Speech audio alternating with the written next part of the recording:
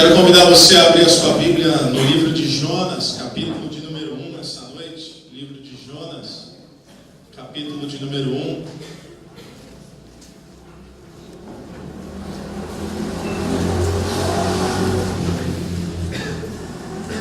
Te convido à leitura dos versículos 7 ao 10. Livro de Jonas, capítulo 1, a partir do versículo 7 até o versículo de número 10. Essa noite nós iremos falar sobre ídolos do coração. Eu vou explicar para vocês o que eu quero dizer com isso. Jonas 1, do 7 ao 10, a palavra de Deus diz assim: Então os marinheiros combinaram entre si: vamos tirar sortes para descobrir quem é o responsável por essa desgraça que se abateu sobre nós. Tiraram sortes e a sorte caiu sobre Jonas. Por isso lhe perguntaram: diga-nos, quem é o responsável por essa calamidade? Qual é a sua profissão? De onde você vem? Qual é a sua terra? A que povo você pertence? Ele respondeu: eu sou hebreu, adorador do Senhor, o Deus dos céus, que fez o mar e a terra. Com isso, eles ficaram apavorados e perguntaram: o que foi que você fez? Pois sabiam que Jonas estava fugindo do Senhor, porque ele já lhes tinha dito. Vamos orar mais uma vez? Senhor Deus e Pai, nós te pedimos que tua palavra, que excede o entendimento humano na sua compreensão natural, possa fazer sentido em nossas mentes e corações pela revelação do Teu Espírito. Nós te pedimos que essa palavra fale conosco, que ela nos desafie, que ela nos exorte, que ela nos acalme, que ela nos console, que ela gere toda e qualquer transformação necessária em nossa vida e caráter, para que sejamos um pouco mais parecidos com o Teu Filho Jesus. Afinal, esse é o propósito da caminhada cristã, que nós, cristãos, nos tornemos cada vez mais parecidos com o Cristo. Abençoa a Tua igreja. Nesse momento oramos no nome de Jesus. Amém. Amém. Bom, nós fizemos uma pausa no último domingo, retomamos então hoje, e para recapitular um pouco, nós temos visto que o livro de Jonas não é uma história sobre Jonas, é uma história sobre Deus. Fala de um profeta fujão, fala de uma cidade cruel, mas fala acima de tudo de um Deus que deseja nos mostrar que ninguém está além dos limites da redenção. Vai nos mostrar lá no final o arrependimento de um povo que não fazia parte da aliança. Portanto, a mensagem clara é que a salvação estaria disponível a todos, a todas as nações. Deus, como nós veremos aqui, o Deus que primeiramente se identifica no Antigo Testamento como Deus de Israel, é o Deus de toda a terra, é o Deus de todos os povos. Não é um Deus à semelhança dos deuses da antiguidade, assim, os falsos deuses. Não é um Deus tribal, não é um Deus que é limitado por barreiras geográficas. É um Deus que, por ter criado céus e terra e a todos nós, se manifesta por toda a humanidade, ou diante de toda a humanidade. Uma outra coisa importante sobre o livro de Jonas é que alguns já disseram que ele é a versão do Antigo Testamento da parábola do filho pródigo.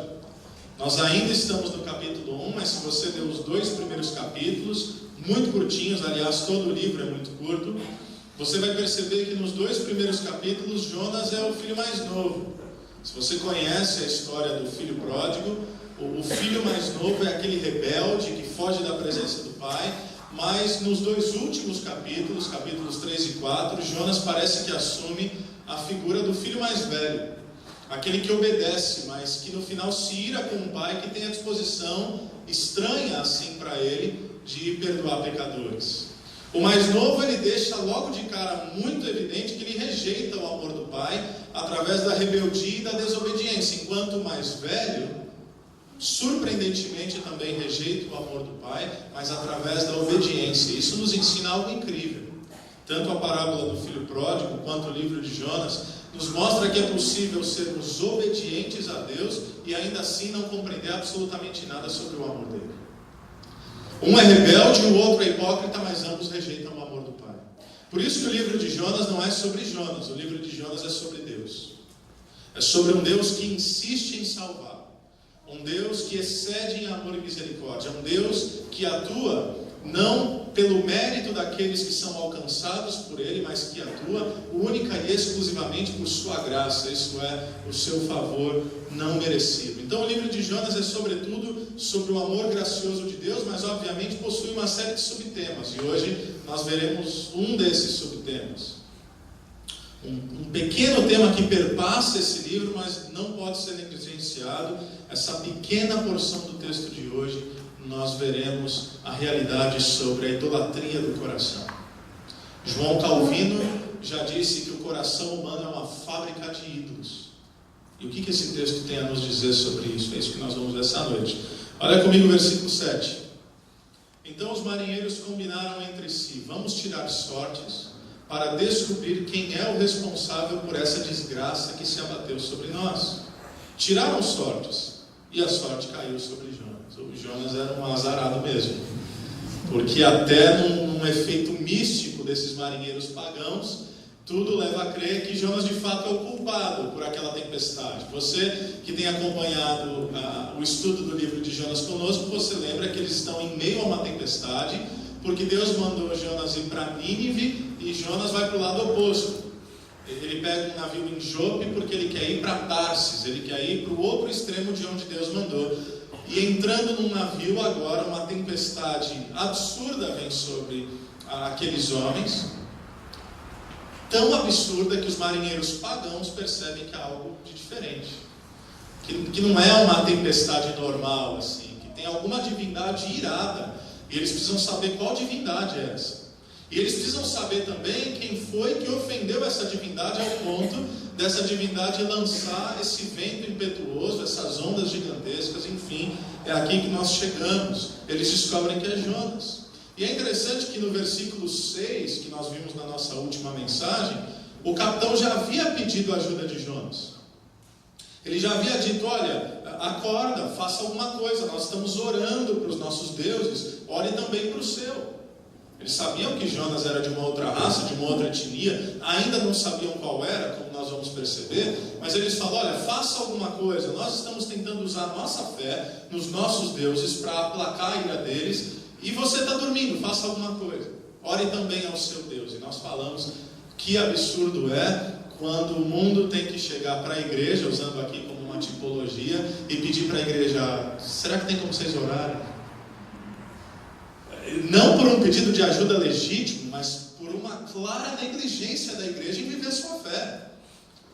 Por um cristão que talvez pense que sua fé cabe apenas no espectro do benefício pessoal e não no bem do todo, porque enquanto os marinheiros pagãos estão lutando pelo bem comum, Jonas está dormindo, pensando apenas em si.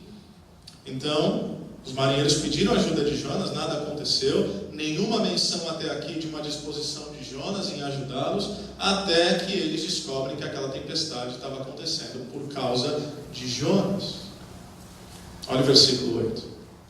Por isso lhe perguntaram: diga-nos, quem é o responsável por essa calamidade? Qual é a sua profissão? De onde vem? Qual é a sua terra? A que povo você pertence? São 4 perguntas, mas nós poderíamos definir aqui como verdadeiramente 3 questionamentos. Qual é a sua profissão? Com que você se ocupa? Qual é seu propósito na vida? Pelo que você vive? Segundo, de onde você vem? Qual é a sua terra? Não é onde você nasceu, essa é a próxima. É de onde você vem. Qual é o lugar que hoje você chama de lar? Terceiro, a que povo você pertence? Aí sim, qual é a sua raça? De onde você veio efetivamente? Você é natural de onde? Interessante que parecem perguntas triviais, mas são perguntas que lidam profundamente com identidade. Porque toda construção de identidade, para todos nós, e Jonas não está excluído dessa realidade, ela possui aspectos múltiplos. Por exemplo, nenhum ser humano é uma ilha, ele não é autodefinido. Se você não me conhece, você pergunta quem é você, eu não digo apenas, a não ser que eu não queira me revelar plenamente naquilo que eu sou, eu não vou dizer eu sou o Diego, porque se eu te disser eu sou o Diego, sem que você saiba nada sobre mim, isso não diz muita coisa sobre mim. Tá, mas você é o Diego. Diego o quê? Qual o teu sobrenome? Isso é, de que família você vem? Diego da onde? De onde é que você está vindo? Qual é a tua cidade? Onde é que você mora? Qual é a sua história? Então, seria melhor se eu dissesse, porque é isso que de fato me define, eu sou o Diego, marido da Aline, pai do Noah, pai do Gael, pastor da Calvary Campo, eu sou de Campo Mourão, mas eu nasci em Santos, litoral de São Paulo. Aí você começa a entender um pouco mais sobre quem eu sou. Porque a formação da minha identidade não é autodefinida. Eu não descubro quem eu sou apenas em mim mesmo. E a gente vai ver o quanto isso é importante espiritualmente. Nenhum de nós descobre quem é olhando para dentro. O que é um paradoxo diante de uma sociedade pós-moderna ou hipermoderna, como alguns têm chamado, porque a grande tolice dos nossos tempos, e na verdade a tendência do coração humano, uma vez mais agravada na nossa época, é simplesmente olhar e dizer, não, olhe para o seu interior e você vai descobrir quem você é. Mentira! Mentira! Por que isso é mentira? Espiritualmente e sociologicamente. Não, busque as respostas do seu próprio coração. Sério? A palavra de Deus diz que o coração do homem é enganoso, sua doença é incurável. Quem é que pode compreendê-lo? Siga seus instintos. Sério, isso é coisa de bicho. Isso é coisa de animal. Nós não vivemos por instintos. Aliás, o que nos difere dos animais não é apenas a racionalidade, porque eles têm alguma racionalidade instintiva, uma racionalidade animal, mas o que nos difere é a consciência. Nós temos propósito. Nós já vamos falar também sobre isso. Ou seja, na formação de uma identidade existem aspectos sociais. Família, classe social, estado civil, consciência política. Existem aspectos geográficos, não apenas de onde você veio, como está sendo dito aqui, mas onde você se sente em casa. Então, Deus tem me dado oportunidades preciosas de viajar pelo nosso país. E, embora eu tenha nascido em Santos, estado de São Paulo, eu sempre sou apresentado, uma vez que eu assumi essa identidade, por assim dizer, como Diego de Campo Mourão, Diego da Calvary Campo. É assim que o pessoal me conhece, porque é de onde eu venho, é de onde eu saio, é onde é o meu lar. É a igreja que me envia, por assim dizer. Então existem esses aspectos geográficos, mas também os aspectos profissionais. O que você faz? O que te traz significado? Porque se nós refletíssemos mais sobre isso, aquilo que nós fazemos de fato implica algum sentido e propósito nas nossas vidas. Você não escolheu fazer o que faz, assim espero, de modo aleatório. Você escolheu fazer o que faz porque houve uma reflexão por trás disso, ao ponto de dizer, ok, é essa a vida que eu quero seguir. E isso me empresta significado. Então os marinheiros não perguntam essas coisas apenas para descobrir quem Jonas é, mas presta atenção nisso. Eles querem descobrir a quem Jonas pertence. Eles querem descobrir qual Deus está irado aqui. Por que então essas perguntas? Simples, porque na antiguidade os deuses eram tribais. Tinha o Deus dos cananeus, Deus dos caldeus, Deus dos babilônios, os deuses gregos, os deuses romanos. Os deuses se identificavam sempre com etnias, identificavam-se sempre com povos. Isso é verdadeiro também no Antigo Testamento, não como verdade plena e abrangente, mas uma verdade ao menos momentânea, como fim pedagógico. O Deus de Israel, o Deus de Abraão, de Isaac e de Jacó. Ou seja, essa era a realidade da antiguidade. Mas é interessante que o cristianismo, quando ele nasce, ele se torna revolucionário, porque é a primeira religião multicultural do mundo. Um Deus que não mais se manifesta como Deus de Israel, Deus de Abraão, Isaac e Jacó, mas o Deus de todos. O Deus que criou os céus, a terra e o mar. Identificação que Jonas vai usar no nosso texto. Um Deus que, ao nós olharmos para a revelação, para o Apocalipse, diante desse Deus e diante do seu trono e na plenitude de todas as coisas, na consumação dos séculos, nos é dito que nós vemos uma grande multidão de todo povo, raça, tribo, língua e nação. É um Deus que é Deus da humanidade, não apenas Deus de uma definição étnica. Quando eles perguntam para Jonas, de onde você vem? Eles esperam uma resposta que mostre a quem ele pertence, a que Deus ele servia. Para saber quem era o Deus de Jonas, não precisava perguntar o nome desse Deus, bastava descobrir quem Jonas era, porque na mente deles a identidade humana sempre estava conectada a quem ou o que você adora. Por que isso é importante e o que isso tem a ver conosco? Tudo. Porque hoje nós somos tentados a pensar que isso não é mais uma realidade. Ao menos não na sociedade ocidental, tanto secularizada em parte ou cristianizada em outra parte. Sobretudo nós pensamos que idolatria não é um problema no meio cristão. E definitivamente nós não nos consideramos idólatras. Mas a verdade é que a operação natural do coração humano é sempre, como eu disse anteriormente, construir a nossa identidade a partir de algo. Por exemplo, eu sinto que eu sou alguém pela família a qual eu pertenço, pelo meu sobrenome, pela minha história. Eu sinto que eu sou alguém, quem sabe, pelos diplomas que eu adquiri. Eu sinto que eu sou alguém pela carreira que eu construí. Eu sinto que eu sou alguém pelo dinheiro que eu conquistei. Eu sinto que eu sou alguém pela reputação que eu formei. Você sabe do que eu estou falando.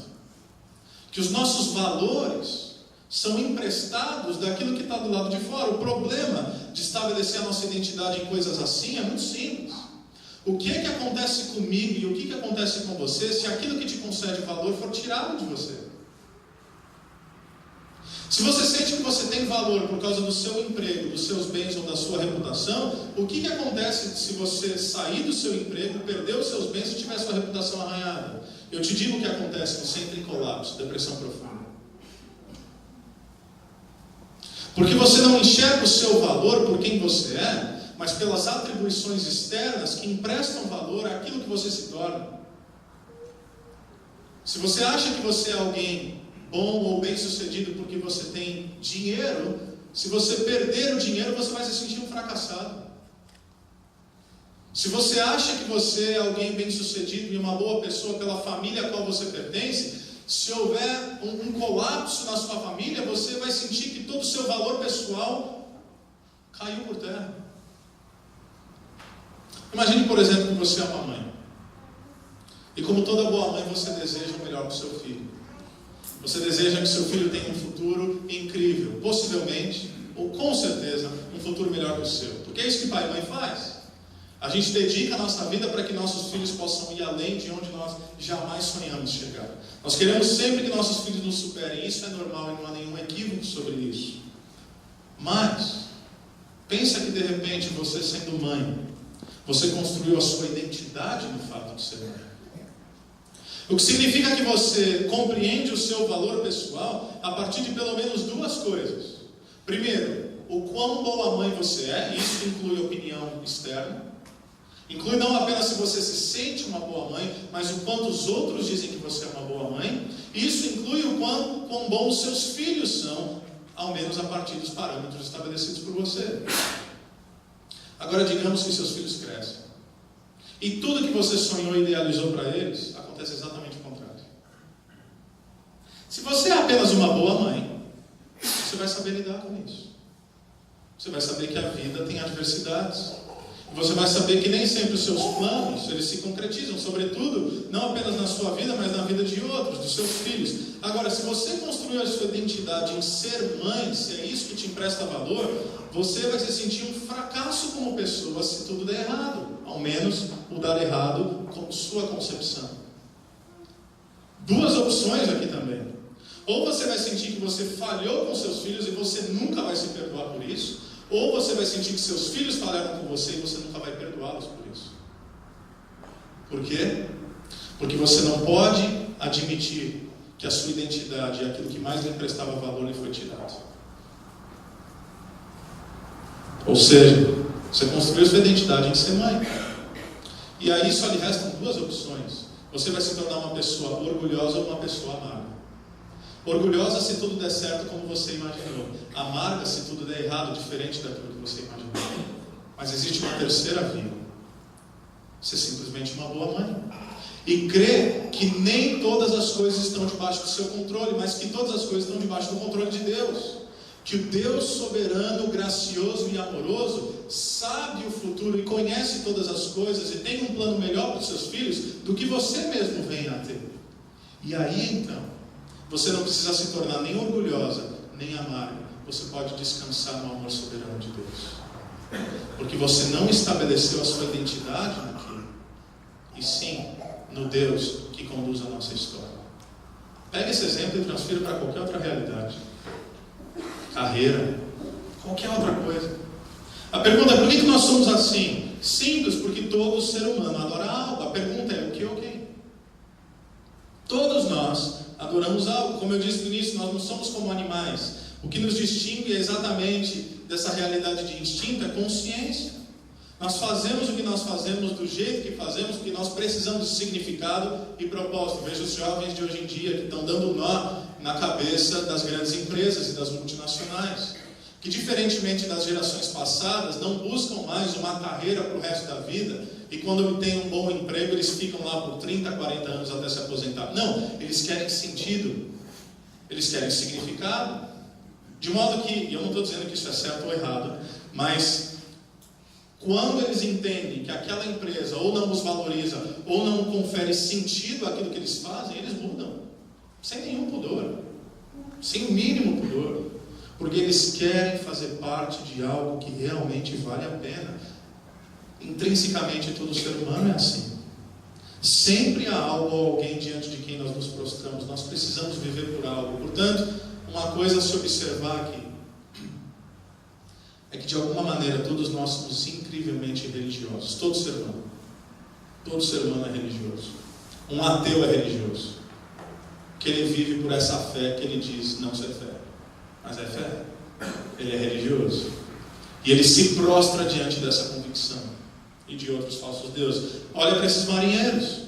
Em uma situação extrema, eles recorrem a quem? Aos seus deuses. É que o Jonas 1, versículo 5 diz: todos os marinheiros ficaram com medo e cada um clamava ao seu próprio Deus. Pergunta: você acha que todos esses homens eram igualmente religiosos? É claro que não. Todos os seres humanos são igualmente religiosos? É claro que não. Mas em situações extremas, todo ser humano recorre ao seu Deus ou aos seus falsos deuses. E o que são os nossos deuses ou os nossos ídolos? São aqueles lugares onde nós estabelecemos a nossa identidade, onde nós nos sentimos seguros, ao que servimos, a quem adoramos. É aquilo que você jamais pode perder, porque você sabe que se você perder, você perde também o sentido da sua vida. Você sente que tudo acabou. Você quer saber se há ídolos no teu coração? E de fato os há. Todos nós. Responda sobre o seu objeto de amor. Quando tudo dá errado, para onde é que você corre? Qual é teu senso de segurança? Para alguns é família, para outros é dinheiro, para outros é trabalho, para outros é bebida, para outros é droga, para outros é sexo. Quando tudo dá errado, no meio do desespero, para qual falso Deus você corre? Eis o objeto da sua idolatria. O que ocupa os seus pensamentos? O que consome o seu tempo? Aí está o seu Deus. É por isso que a gente precisa voltar para a palavra e nos lembrarmos que em Gênesis 1, 26 e 27 afirma que todos fomos criados à imagem e semelhança de Deus, ou seja, nós somos reflexo dele. Nós fomos criados para sermos representantes dele, nos alegrarmos nele. Isso significa que a nossa identidade deve estar fundamentada no único Deus verdadeiro. Significa que ou vivemos para o Deus verdadeiro, ou seremos escravizados por deuses falsos, ídolos criados no nosso próprio coração. Jesus Cristo é o único Senhor e Mestre que é gentil. Todos os outros falsos deuses são tiranos. Eles nunca cumprem o que prometem. O prazer pelo prazer não vai te dar uma vida de satisfação. A grana pela grana não vai resolver teus problemas. O reconhecimento pelo reconhecimento não vai preencher o vazio na sua alma. Os ídolos que brotam do nosso coração nos escravizam, até que eles tenham sugado absolutamente tudo de nós. O nosso Deus é o único Deus que, ao invés de nos escravizar, se entregou em nosso lugar. Essa é a grande diferença. É o único Deus verdadeiro.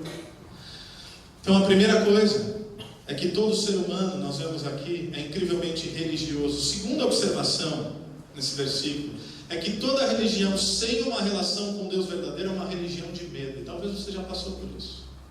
E talvez você conheça pessoas assim. Versículo 5 afirma que eles estão com medo. Versículo 10 vai afirmar que eles estão apavorados. Apavorados. E por isso oram. Ou seja, essa não é a atitude de alguém que está diante de um pai amoroso, mas de uma divindade distante. Não relacionar-se com Deus através do nosso Senhor Jesus Cristo é viver em medo, é viver ansioso, é viver inquieto, é viver apavorado, é não conseguir lidar com as demandas da vida que se apresentam, porque é tentar controlar todas as coisas ou tentar manipular a divindade para que Ele resolva tudo da maneira como eu espero que seja resolvido. É terrível. É terrível. Mas o Deus Pai do nosso Senhor Jesus Cristo é o único que olha para nós e diz: é meu todo o trabalho e é teu trabalho é descansar em mim. Nunca se viu, nunca se ouviu um Deus que trabalha por aqueles que nele esperam. A palavra de Deus diz que Deus dá aos seus enquanto dormem. Deus concede aos seus enquanto dormem. Você quer figura mais explícita do que isso? É como um semeador que lança a semente, sabendo que aquilo é tudo que ele pode fazer, mas então ele vai dormir, e quando ele acorda, sem ele ter feito absolutamente nada, aquilo começa a germinar. É a semente de vida gerada em nossos corações, com a diferença, óbvio, que o semeador é o próprio Deus nesse caso, e não nós, porque foi Ele que semeou em nossos corações. Versículo 9 diz: ele respondeu: eu sou hebreu, adorador do Senhor, o Deus dos céus, que fez o mar e a terra. Então Jonas finalmente começa a falar, o nosso herói, o homem de Deus. Ele finalmente abre a boca, tirou uma soneca, foi acordado, pediram ajuda para ele, o camarada não fez nada, aí lançaram sorte, não tinha mais como correr, todo mundo sabia que era ele, agora ele não tem escolha, ele tem que falar alguma coisa.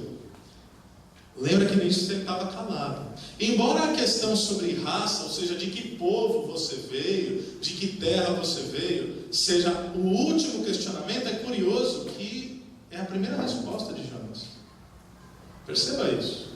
Não é por acaso. Por quê? Porque quando nós lemos esse texto, nós percebemos que era nisso que a identidade de Jonas estava estabelecida. A sua raça. Por que ele não queria ir para Nínive? Porque ele odiava os assírios. Porque ele achava que somente os israelitas deveriam ser salvos. Que todos os pagãos não eram merecedores, e essencialmente não são mesmo, mas ninguém é merecedor.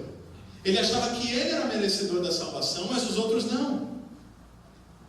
Antes mesmo dele dizer que ele era adorador do Senhor, ou profeta de Deus, ele fala da sua raça, porque é nisso que ele fundamenta a sua identidade. Gente, isso é tão verdadeiro, que por conta da sua própria raça, ele desobedece ao seu próprio Deus. Ele não quer ver pagãos tendo a possibilidade de serem salvos. Diego, como é que você sabe disso? Capítulo 1 não diz isso, é verdade, mas o 4 diz.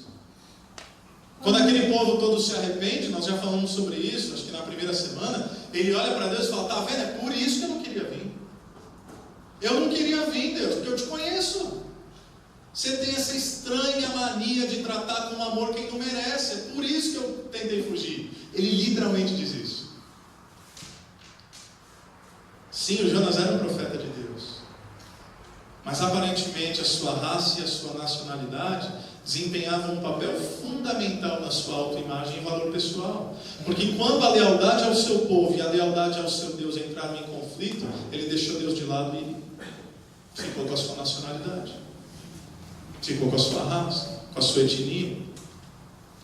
Isso porque o pecado não é apenas uma ofensa a Deus, mas é também uma cegueira. Lembra que Paulo diz lá aos Coríntios, 2 Coríntios capítulo 4, que o Deus dessa era, falando de Satanás, Deus com D minúsculo, O Deus dessa era cegou o entendimento dos incrédulos para que não pudessem ver a glória de Deus, o unigênito, Jesus Cristo. Há uma cegueira, há um véu. Lembra da figura de Paulo na sua conversão, que depois de 3 dias algo como escamas caem dos seus olhos? Essa é uma maneira vívida de dizer que todos aqueles que não conseguem enxergar a Deus estão cegos pelo pecado. E aqui, de certa forma, Jonas está cego pelo seu pecado. Por quê? Porque ele não quer se aproximar dos pagãos porque eles são idólatras, mas ele é incapaz de enxergar os ídolos do seu próprio coração. Ele é incapaz de enxergar que ele coloca a sua raça acima do seu Deus. Ele é incapaz de enxergar que ele coloca uma questão nacionalista acima da salvação de outras pessoas. Porque o problema de Jonas aqui é justiça própria. E isso fala com a gente. A raça dele o fez sentir superior. De repente para você isso não é um problema. Eu espero que não seja. Eu espero que você não faça distinção de pessoas por raça, por cor de pele, por nacionalidade. De repente esse não é um problema para você. Mas existe um outro problema para Jonas, que talvez você se identifique, mesmo sem saber. É que a religião dele também o fazia sentir superior. Eu sou de Deus, o resto não. Portanto, sou melhor que o resto. Isso é um problema. Quem que a gente está achando que a gente vai, não gosto dessa expressão, mas de modo pedagógico, ganhar para Jesus? Se a gente tem uma atitude de superioridade diante do mundo. Quem que a gente está achando que a gente vai atrair? Se a gente pode até não falar, mas a gente acha que nós somos melhores. Às vezes dentro da igreja. Porque a gente, talvez alguns de nós, achemos que nós somos mais santos, mais espirituais, mais maduros, mais éticos, mais corretos, mais morais, e fazemos distinção mesmo em meio ao corpo de Cristo. O Evangelho não é um bom conselho. Um bom conselho para você se tornar alguém melhor. O Evangelho é uma boa notícia, que diz que o Deus do universo se entregou em seu favor, porque se não fosse assim, você jamais alcançaria a salvação. Eu e você. É por isso que nos sentirmos superiores a outros seres humanos é uma afronta direta à graça de Deus, porque supõe que nós não fomos salvos pela graça, mas pelo mérito. Porque se nós nos sentimos melhores do que outros seres humanos, o que nós estamos indiretamente dizendo, que está implícito na nossa fala, é que nós merecemos mais. É que nós somos melhores. É que Deus nos salvou assim pela graça, mas mais ou menos, é um pouco pela graça, mas não é tudo pela graça. Deus nos salvou porque a gente é gente boa mesmo. Não é que nem um sexta-feira aí da esquina, não. Talvez você não fale isso, mas talvez você já pensou isso.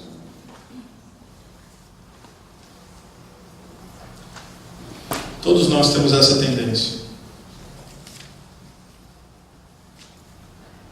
Quando achamos que somos alguma coisa, seja por qualquer questão, racial, religiosa, socioeconômica, aspectos educacionais, seja o que for. Quando você se acha alguém, você tem a tendência de desprezar os outros.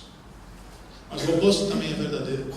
Quando você não se considera ninguém, você tem a tendência de desprezar a si mesmo. Nenhum dos dois extremos está fundamentado no Evangelho.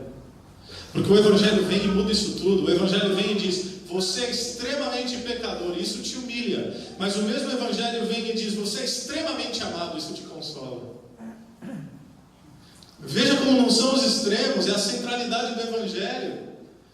Eu entendo que eu não tenho mérito algum na salvação, porque eu sou pecador, mas eu entendo que mesmo sendo pecador, eu sou profundamente amado por Deus.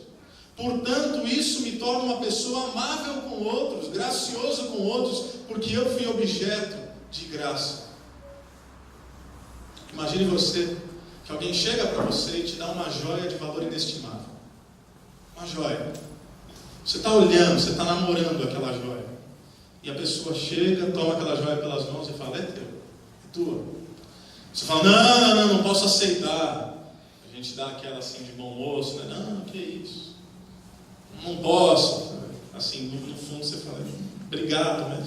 Não posso, para não parecer também oportunista, né? Então, o cara está te dando um negócio, não posso aceitar. Ok, aí você aceita essa joia, e digamos que, de modo constrangido, você quer retribuir. Lembre-se que essa é uma joia de valor inestimável.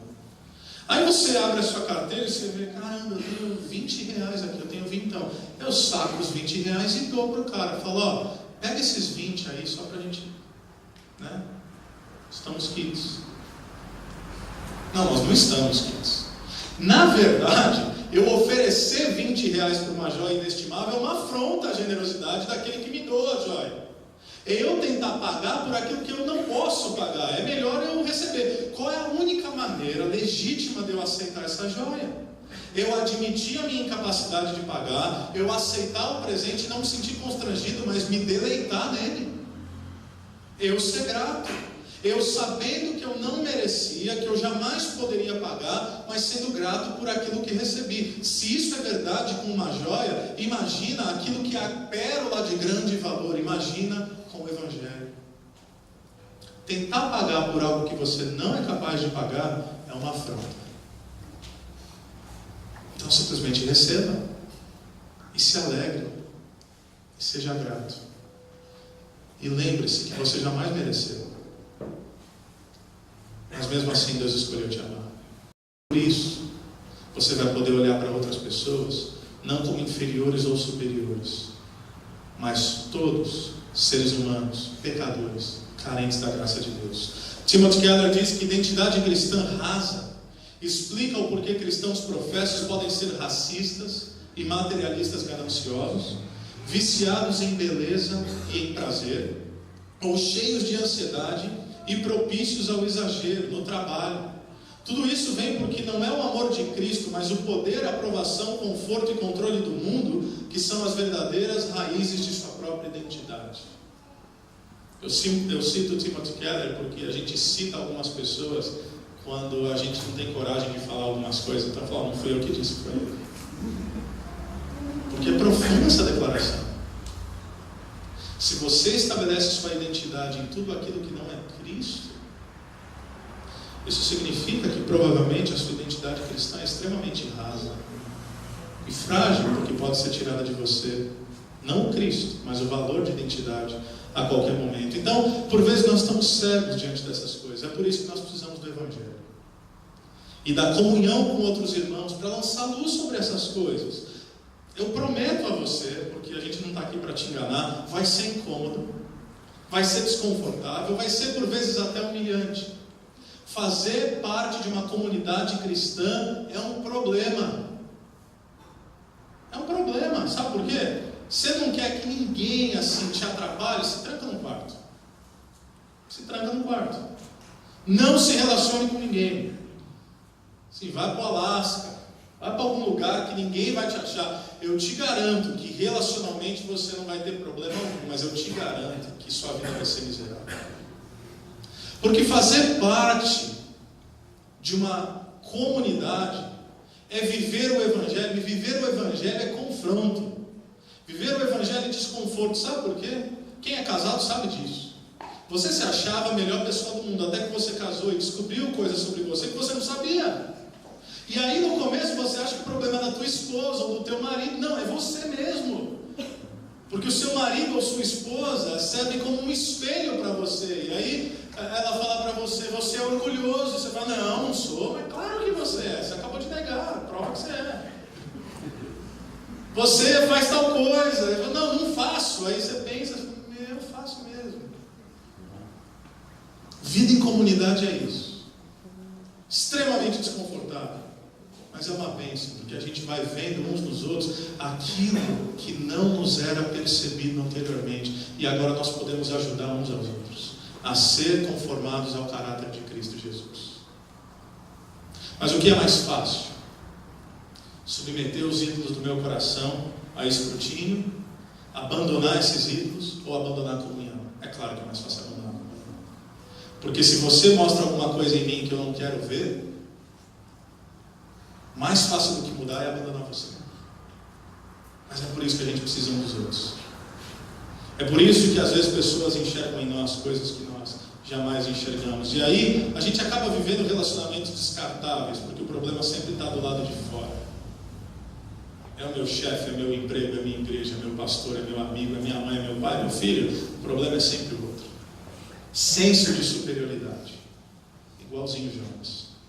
Para piorar, Jonas ainda diz que ele serve ao Deus. Olha a definição que ele traz: eu sou adorador do Senhor, aquele que criou. Passei aqui. Cadê? Meu Deus, é muita anotação, né? Ok. Adorador do Senhor, o Deus dos céus. E diferentemente de como as pessoas declaram normalmente nas escrituras, ele fala o Deus dos céus, da terra e do mar. Jonas fala o Deus que fez o mar e a terra. O Deus que fez o mar e a terra. Isso é curioso também, porque assim, como é que você foge do Deus que fez o mar num navio? Que tipo de ideia é essa? Eu sirvo ao Deus que fez o mar, vou entrar num navio para fugir dele. Não faz sentido. E aí os caras olham para ele, versículo 10, com isso eles ficaram apavorados e perguntaram: o que foi que você fez? Pois sabiam que Jonas estava fugindo do Senhor, porque ele já lhes tinha dito. Eis que surge uma pergunta: o que você fez, Jonas? Não é qual delito você cometeu, mas como você pôde fazer isso? Como é que você pôde tomar tal atitude e trazer tempestade sobre a sua vida e sobre a nossa? Porque como nós dissemos em uma outra mensagem, quando nós pecamos, nós atraímos tempestades não apenas para a nossa história, mas para aqueles que estão ao nosso redor.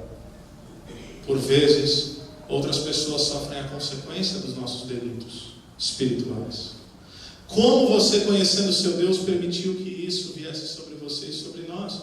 Tudo por conta de um senso de justiça própria. Uma questão de identidade confusa. O que a gente aprende com Jonas? Que é isso que acontece quando nós esquecemos quem nós somos e a quem nós pertencemos. Só que aí a gente olha para Jesus. Jesus que tinha toda a razão e todo o direito para agir com superioridade diante de todos nós. Mas Filipenses 2, versículos 5 a 11 diz que ele se fez homem. Deixou sua glória, deixou sua majestade, tornou-se como um de nós. Tornou-se homem e tornou-se servo. E foi obediente até a morte e morte de cruz. Enquanto Jonas ficou calado para tentar se preservar, Jesus, quando se cala, cala-se como ovelha muda diante dos seus tosqueadores. Ele não se cala para se preservar, ele se cala para se sacrificar. Enquanto Jonas amava mais a sua pátria do que outros seres humanos, Jesus abandona a pátria celestial momentaneamente por amor a nós, a mim e a você. Enquanto Jonas precisava se afirmar a partir da sua nacionalidade e da sua religião, o Cristo que sabia quem era, de onde veio e para onde estava vindo, não tinha crises com isso. É por isso que na sua tentação, quando Satanás chega diante dele e fala: se és o Filho de Deus, prova. Se és o Filho de Deus, transforma essas pedras em pães. Se és o Filho de Deus, lança-te daqui para baixo. Jesus não sofre essa crise. Ele não precisa provar nada para ninguém, porque ele sabe de onde ele veio, para onde ele vai. Ele sabe que antes dele fazer qualquer coisa, uma voz se manifestou dos céus e disse a ele: esse é meu Filho amado, em quem eu me alegro, em quem eu me agrado. Então olhar para a maneira como Jesus nos tratou e ainda nos trata, nos faz compreender que na nossa vida não há mais motivo para vanglória. Em segundo lugar, nos faz perceber que, tal como Jonas e os marinheiros, todos nós estamos no mesmo barco, passando por diferentes tempestades, e que tentar se preservar não é um caminho legítimo, mas tentar viver pelo bem do todo faz mais sentido quando a gente pensa em Jesus e no Evangelho. E olhar para Jesus, como Ele nos tratou e como Ele nos trata, nos faz compreender que eu não preciso mais buscar valor em outras coisas, por melhores que elas sejam. Eu não preciso buscar minha identidade em falsos ídolos do meu coração, que me podem ser tirados a qualquer momento, porque a minha identidade está no fato de que eu sou filho amado de Deus. A nossa identidade não está no nosso amor por Deus, que é frágil e imperfeito, mas a nossa identidade está no amor de Deus por nós, que é pleno. Não é porque nós dissemos que amamos a Ele, porque o nosso amor é falho, mas nós somos seguros porque Ele disse que nos amou, e Ele provou esse amor em Cristo Jesus. Amém?